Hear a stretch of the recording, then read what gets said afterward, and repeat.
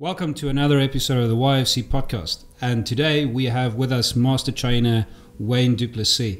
Wayne, be so kind as to introduce yourself to our audience. Thank you for having me, guys. My name is Wayne. I've been in Dubai now for about 2 years and focused mainly on personal training and a online coaching brand where we help men and empower them to go on an amazing journey and reach their goals.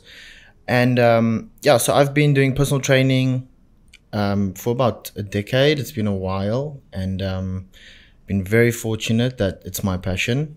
It's something that I really enjoy doing, and decided to move to Dubai from Cape Town about 2 years ago, and just take that next step for myself and get out that little comfort zone I was in over there. And I've come out here. I've been working all over the place, and just trying to use the things I've understood and built over time to just help empower people around me. Fantastic. Now, I want to start off with something. This is something that a lot of our users have asked us, particularly people that are very nervous about starting out. Is there any similarities when people approach you for the first time, right? Regardless of their shape or their fitness level, but is there similarities in the needs of people when they approach you for the first time? Absolutely. I think everyone ends up like if they attach onto you as that kind of authority, they're like, hey, I've been trying. Like, it's generally people have tried, mostly.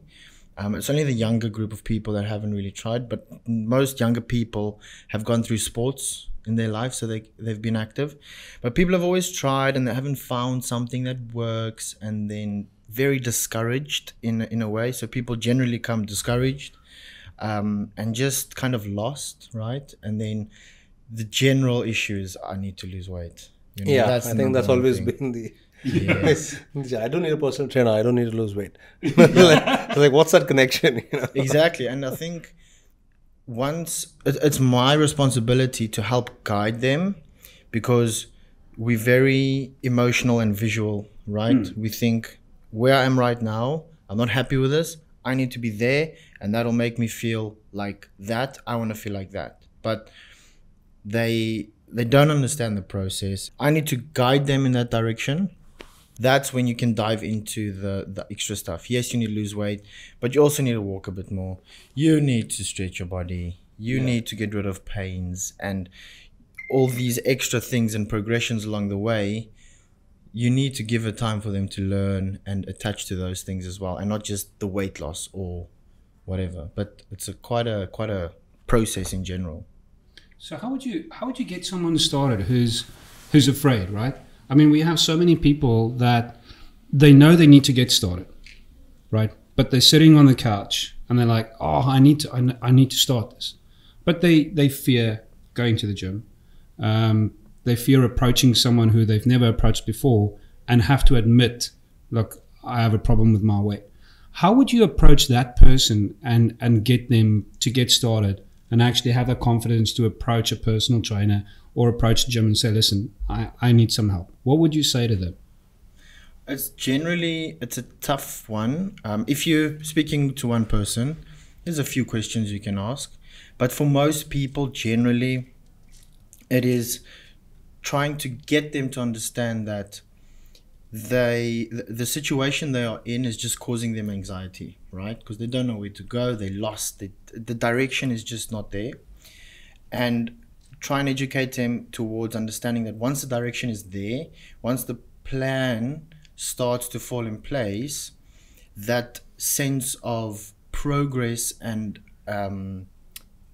goals like coming closer together, that journey like really advances you mentally. So when people are in a position where they have all of this like unknown happening in their life and they don't know which way to go, they have to start small. You need to try and figure out, okay, what is the one thing that I can do just for a little bit so that I can slowly start getting these steps in place that'll slowly get my routine to a place where it's just a normal thing, right? So they need to change the whole identity, right? And then reframe what they understand in terms of the time frame, because everything nowadays is just, we can access anything we want, right? You pick up your phone and anything you want is right now.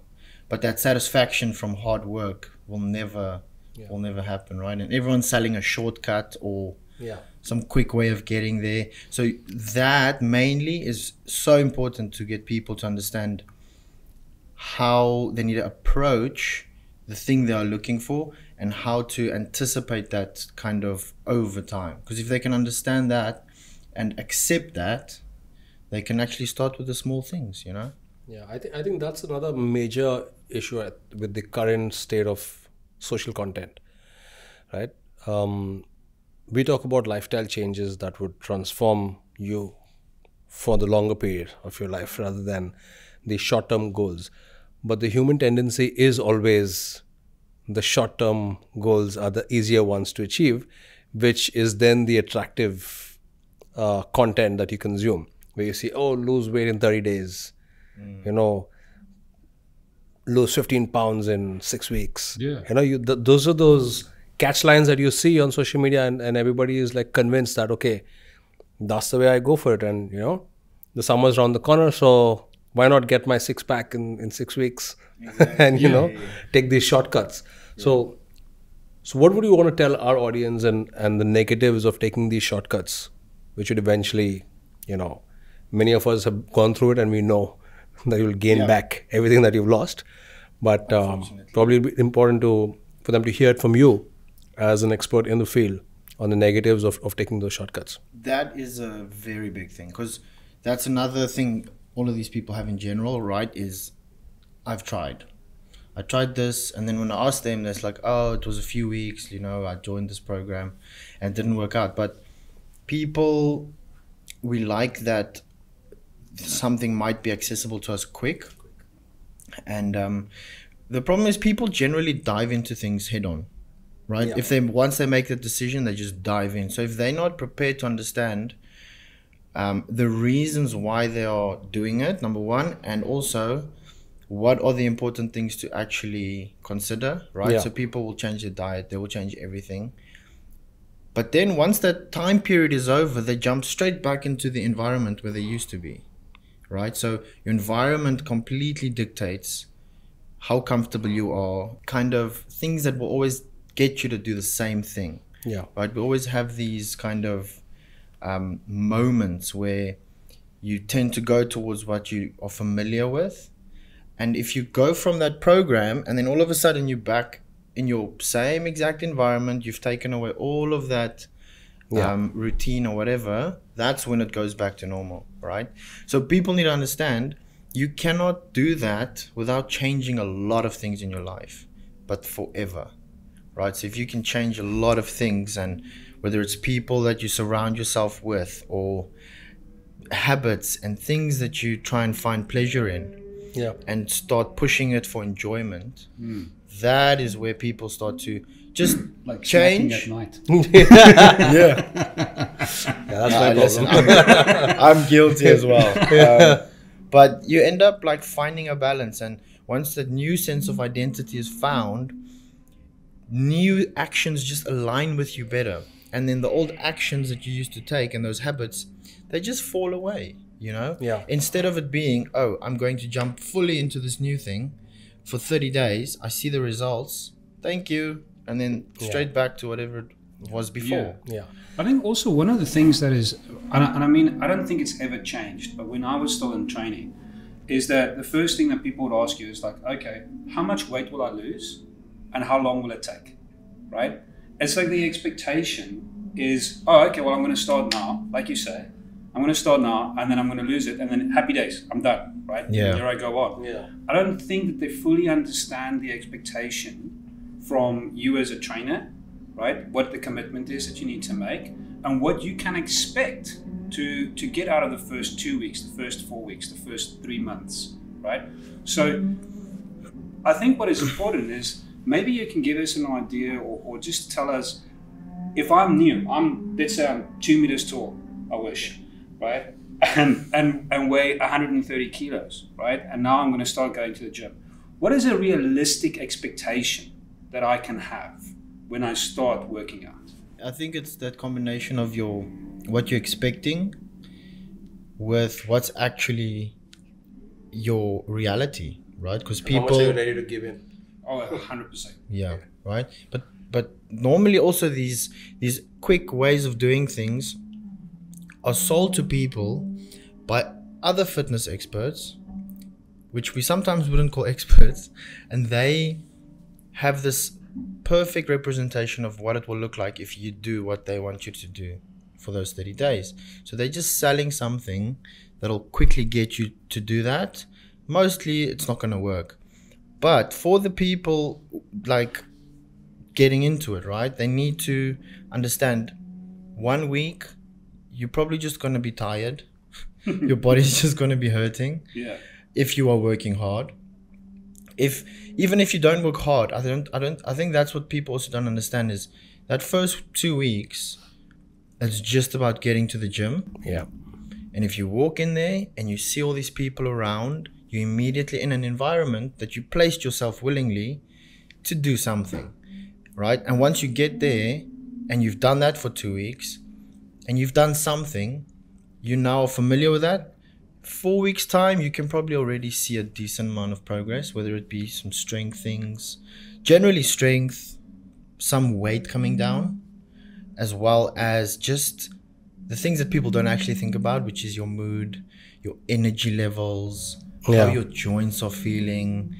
That general kind of feeling that you have 100%, is so amazing. So I think in the first month, people normally come to me and they're like, man, I feel amazing. You know, this is worth it. And that's only then the start. Yeah. And then that's where they can just kind of follow that journey, because no one's journey is going to be the same. Yeah. Some people will be fine to step into a gym and go do the exercises. Other people need to go join a weekend running session. Other people need to go play sports because they need to find something that will allow them to be consistent. And then once we're about a month in, I think people start to realize, okay, this is going to be cool. Yeah. I think the challenge in for example, in our market here is the ability to bring in a consistent commitment to living that lifestyle. Yeah. Like for me, for example, I found my sweet spot with swimming, but that was during the pandemic. So You were indoors all yeah, I was indoor all day, and the workload had dropped down to 10% of what it was. So I could wake up at 5 in the morning because I was sleeping at 10 p.m. So I'd never slept at 10 p.m. for more than 10 years. And then all of a sudden, I'm sleeping at 10 p.m. I'm already watching Netflix by 7 p.m. So that did happen. So that changed my lifestyle because I knew my routine. I knew every day that I could wake up. And it was months at a stretch that I was going to swim at 5:30 in the morning. And then that was something that was completely de-stressing for me, because I was in the ocean, seeing the underwater world, swimming in the deep ocean, 4 to 6 kilometers every morning. Before the sun is out, I've already done, 4 to 6 kilometers.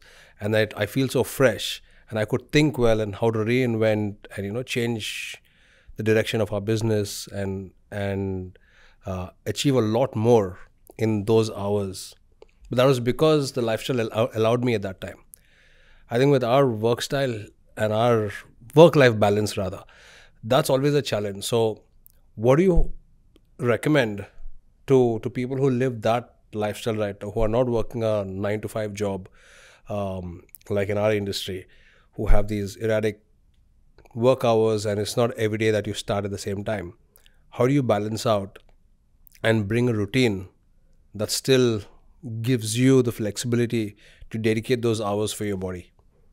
It's a very difficult balance, I think. And I think it starts with a few non-negotiables, right? Like, I think for the majority of people, if they can nail sleep early and hitting 10,000 steps a day, a lot of things in their life will fall into place, because you're forcing yourself to move. And we just need to keep moving, right?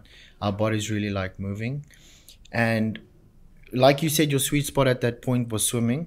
Yeah. But that changes. And people also, they don't know how to change, because you find something, you become familiar with that, you've got the skill required to go and do that, so you keep doing that.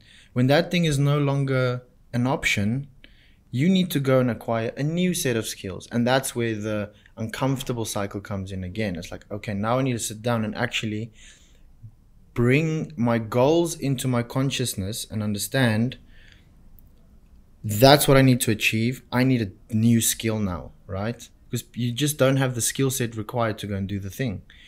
When you go and acquire that skill set, so for example, looking into your friend group, finding out if there's a sport you guys can play together.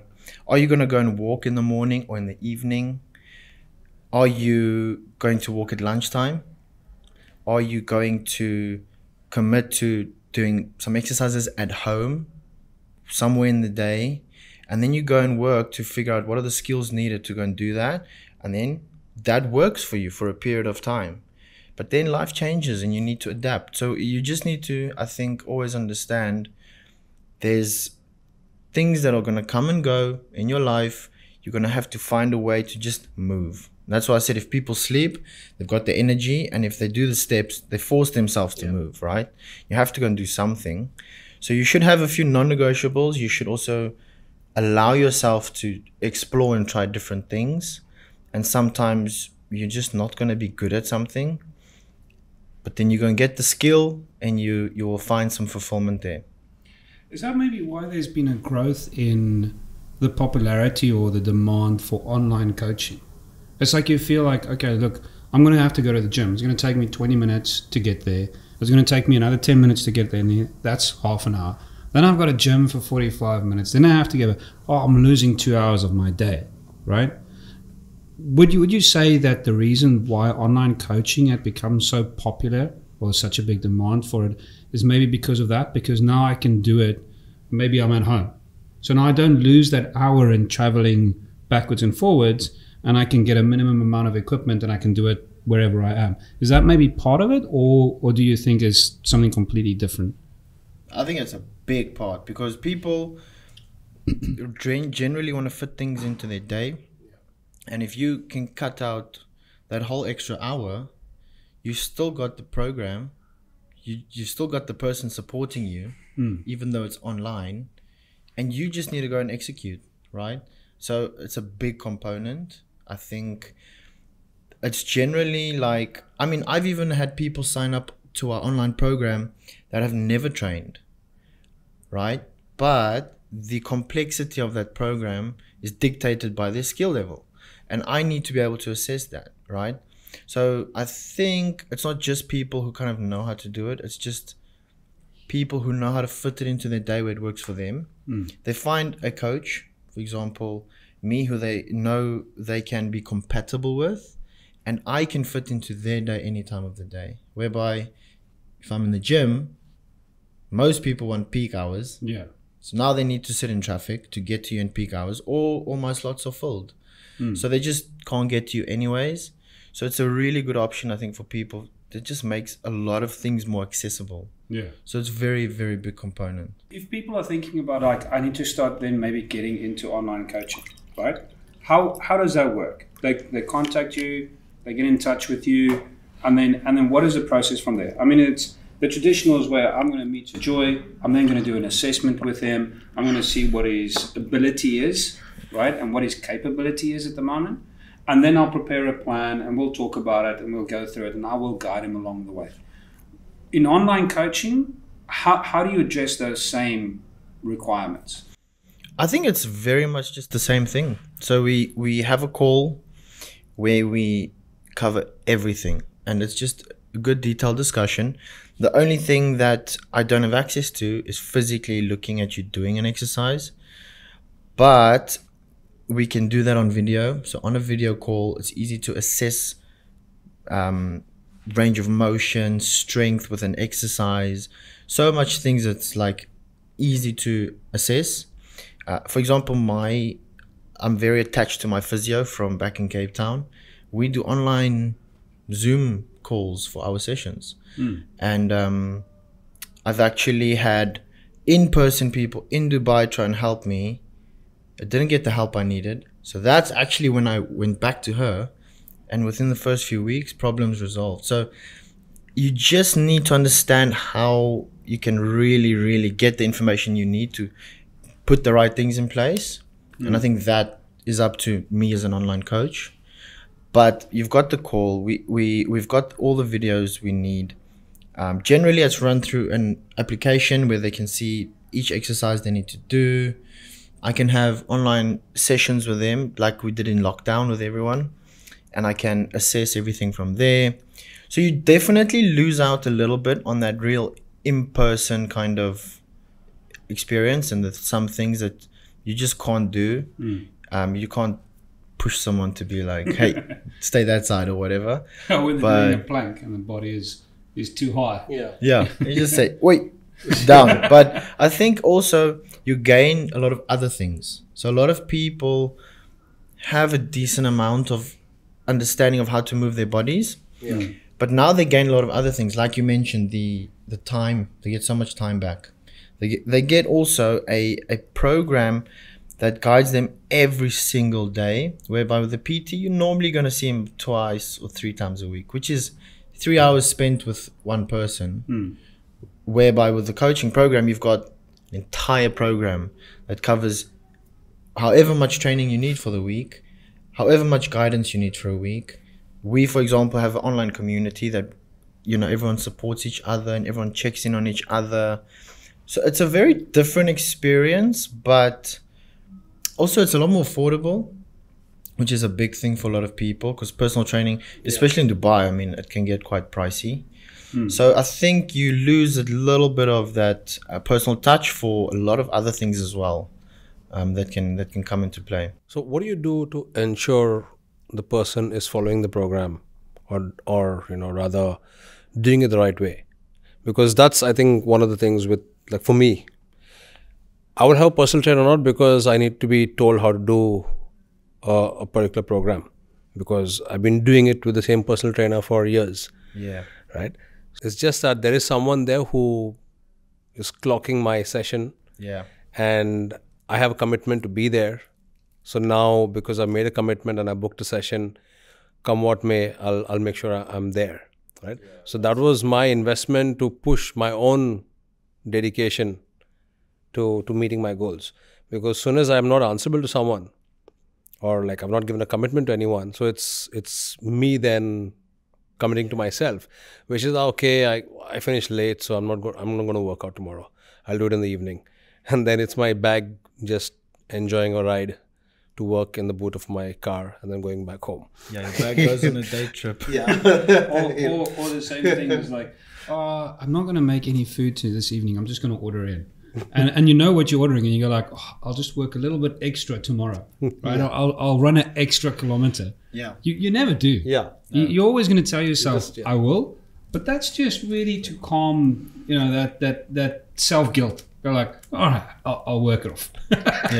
So how do you tackle that in online programs? It's a tough one. I think they still have a big sense of accountability because of myself and the community, right? So everyone's always checking in on each other. Now, if there's a big group of people that you're a part of that are all on this journey towards something, and you fall out of place, you'd be surprised how good people do with that. And we as humans, we belong to communities of whatever it is, right? We always like to find things we have in common with other people and go and enjoy that, right? So that's a big component, the community, helping each other. We've got weekly calls from mindset to strategy and stuff that we do with everyone. I obviously check in with that person. We've got weekly check-ins they have to do as well. So they've got photos they need to take every week. They've got their measurements to do. So there's a lot of steps along the way. So within the first 2 weeks, I will know if someone's not on par. And then it's my responsibility to check in with that person and figure out where it is they need help. So I remember joining this program with a personal trainer out of Ukraine, I think. This was in 2020. And I was, I think, obese in the first 8 months of the lockdown. I wonder why. The good thing that I liked of that program, which made the difference, was I was forced to get onto a video call every day for the first 7 days, which got me on track. And then every day I had to send him a video log. Like, here I'm on the weighing scale, and that's every day. Even if it was 100 grams less, there was a fixed time. I had to send that image. There was a fixed time. I had to send a picture of the food I'm eating. I had to send, so he was hounding me. So that made a big difference. And I lost 18 kilos. Wow.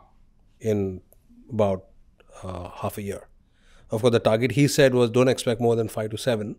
But of course, I pushed myself. I was swimming and probably had a lot of water retention from all my binging and the sodas, which I just cut off completely. That's still a healthy weight loss. If you lose 18 kilos over a 6-month period, that's 3 kilos a month, right? The general feeling though, and I don't know if it's changed, but even back in the day when I was coaching, I'm making myself feel very old here. But it was, if you told someone, okay, well, look, within 6 months, you might lose 15 to 18 kilos. They'll go like, no. That's way too long, right? Because they don't understand the process. Yeah. And I don't think everybody's got the same level of commitment. Yeah. Right? I mean, we always speak about this. It's like, how committed are you to yourself? Yeah. Like, what is it you really want to do?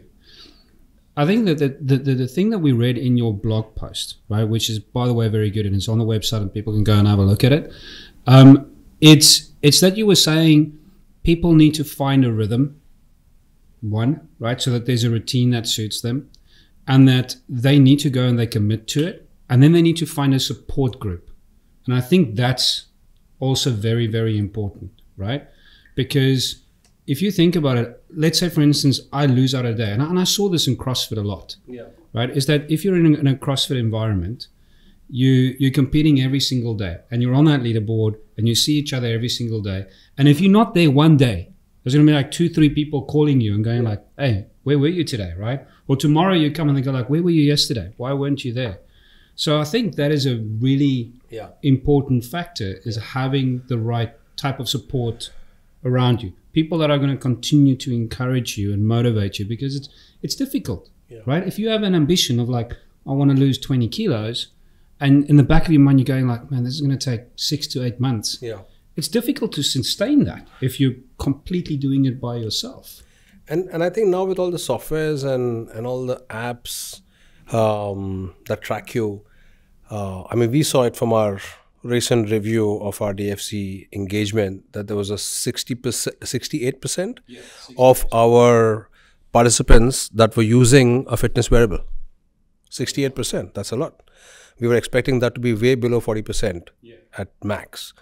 Right? So at 68% with smart wearables, so that's a massive penetration of the wearable market, having replaced people from using regular watches to fitness trackers or whatever they've used to give us that information through iOS and Android. So I think the digital evolution has been, fast-paced because of the pandemic. A lot of people were forced to adapt to digital solutions because they were forced to work from home. So they got more familiarized, all age groups. Yeah. Right. And I think that's going to be the game changer now for businesses like yours, which are online driven. Because I'm thinking a future of hardware integration using cross-platform solutions. It's already there today. But imagine devices having, for example, thermal heat maps built into the webcam for a person like you to remotely see which muscle is being triggered while that person is doing the action. Right? Yeah, I mean, and now you see it through the heat map, and it almost doesn't sound crazy with the advancement of things we've seen in the last few years. But I think whatever you can think of, I think it's going to come. And whether it works or not, that will dictate whether it will stay and develop. Yeah. But that's a big component. And we found a lot of ways to get a bit creative, right, in terms of how we can get people to do the program. It's like the online community, for example, is a big one. So apart from just me as a person, using my skills to guide someone. There's general things we need to always help people with, and I think like software and hardware is a big component of that. Yeah. I've always got people with their steps I can see every day. If I go into their account, I can see this person's not moving, so I need to check in. Or we see the food that they track comes in through the app as well, and we've got the community checking in. And on top of that, it's just up to us to kind of help people, which we are doing right here now. You know, we're kind of guiding people and making them understand how to approach the whole thing, and then how to figure out what their weaknesses are and go and learn the skills to get better at those. Even though we've saw the 68% of wearables, which is really good, right? That's still the what we call the sophisticated user, the person that's used to going to the gym. They know there's a sense of I need to get active, and there's a willingness, etc. But that's 5 to maybe 10% of the community, right? What would you say is the right approach to try and tackle the 90% that are still not there? Because we're all focused on that 5 to 10%. Yeah. You know, you look at each gym ad, you know, you look at fitness wearables, the way that they approach. Everybody is going after the person that already has some knowledge or some experience of leading an active and healthy lifestyle. But what about that 90% that doesn't? What approach do you think we need to do in the future to engage these individuals? Make them shift. Yeah. Get them to take some action. Yeah. It's tough because they get very, very influenced by social media and the sophisticated users, right? Because as soon as people start seeing results in something, they just share it to the world. Someone who's tried a new diet will tell all their friends how amazing this diet is, if it's worked for them. Or people will share their results and things. It just gets to a point where for these people that don't have any clue what to do, it's just so overwhelming, right? So people need to step back, take back a step, even though they haven't started, and understand, okay, I need to exercise, need to get a bit more active. I have to start with the most smallest thing possible and lower the expectations, because people are very influenced by what's happening in the world and all this social media stuff. So we need to guide these people to just take very small steps, and whether it is going to the gym once a week, whether it is just taking a walk a day, whether it is just doing some squats at home in the morning, we need to let people understand that's okay. They don't have to do all these outrageous things. They don't have to look like these influencers or whatever, right? And I think that's a big thing. I tell my clients, if you look like me, you should be spending a lot of time in the gym. I'm fortunate to be able to do that, right? Most people can't. So if you expect to look like me, there's something completely wrong with your expectations, right? Yeah. So if we can guide them on the expectations of what a real healthy life is, firstly, then they can start making the small steps. Because people think what they see out there, those are the healthy people. And it's generally not. Those are just the people who get attention. Yeah. I like to always remind people, you know, they go and they say like, oh, but look at that guy. He had an amazing six-pack. And he said, and I go like, do you know that they dehydrate themselves for 3 days before that photo shoot? Do you know that they try and retract it completely so that you get there, right? Oh, there's so much. Even on top of that, right? I've done it before. I know. So you are like, as soon as you stand in that perceived most amazing shape of your life, you are in a horrible condition. You are not healthy. Your body is shouting at you. Things are not good. And that's where the tough thing comes in, because you've got this expectation of what I should look like versus what is a healthy life. And I think for everyone it's a bit different. But if they can guide themselves on that journey and understanding what is going to be a healthy life for them.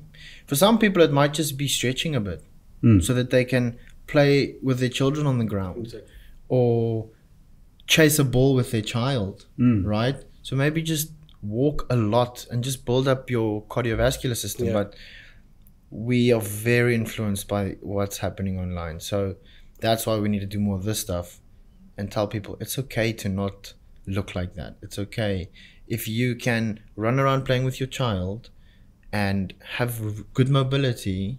It's a healthy life, you know, and people's expectations need to change. Yeah.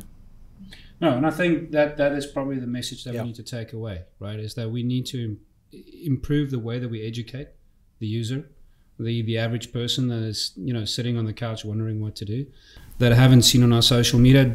Wayne's actually joined us in terms of the organization. We'll be doing a lot of blog posts and videos on to guide people to get started and build a healthy lifestyle. So welcome to the team, and you know, thank you very much for today. We really appreciate it. Help us transform the community. I'm so excited. It's going to be good. Oh, I'm really excited about this. I think there's going to be a lot of good coming from this. So thank you very much for watching our episode today. We'll see you on the next one.